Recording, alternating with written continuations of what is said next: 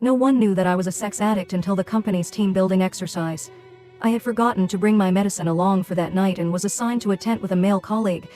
I was in tears as I climaxed right before his eyes, and now that there was no turning back, my impulses spiraled further away from control. Chapter 1. No one knew that I was a sex addict until the company's team-building exercise. I had forgotten to bring my medicine along for that night and was assigned to a tent with a male colleague. I was in tears as I climaxed right before his eyes, and now that there was no turning back, my impulses spiraled further away from control. Due to my addiction, my heart had been pounding the moment the supervisor came and told us we were staying the night at the hot springs. If I even had an instant of skin contact with a man, my libido would flare up in minor cases, and in worst cases I would straight up get an orgasm. I had never told anyone because it was just so embarrassing, and when I was younger I had presumed I'd simply get better once I was an adult. That was until I realized the symptoms were getting even more out of control, and there was that one time I almost moaned out loud in public.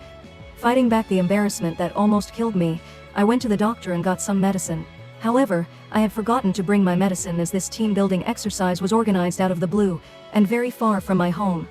Even as I fought against the fear eating me inside, warning myself to restrain myself and stay well behind, our supervisor suddenly announced, "Sorry guys, all the rooms have been booked but we have tents. There aren't many, so we're just going to have to make do.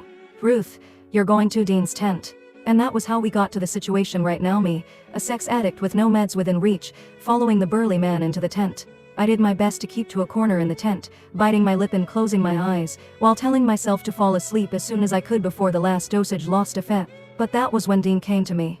"What's wrong?" he asked. I could feel his body warmth from my back, and my skin was already crawling. "Nothing. I'm fine. Please, just stay away from me." But even as the stimulation extended from my skin to the rest of my body, I knew the pain was coming. I checked my phone and only saw that it was midnight, 6 hours since I had last taken my pills.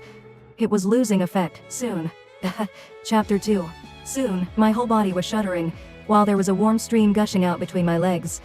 I kept my head buried between my legs and did my best not to look at Dean. People would mock me for being a skank if they noticed my condition, and I couldn't bear to stay in the company at that point. Meanwhile, Miles Hendricks, the other colleague in the tent, was already snoring out loud. I kept clenching my knuckles, my own nails digging into my palm. The pain calmed me somewhat, and I told Dean, "Sorry, I'm not distancing myself, I'm just not feeling well." Never could I have expected Dean to move toward me without another word, reaching out with his large, warm palm and pressing it over my forehead. Even as he held his palm steady, I found myself staring at his chest and nothing else. I could also see that distinct collarbone and chiseled chest under his shirt. I seemed to tighten at the very next second and orgasm at a mid-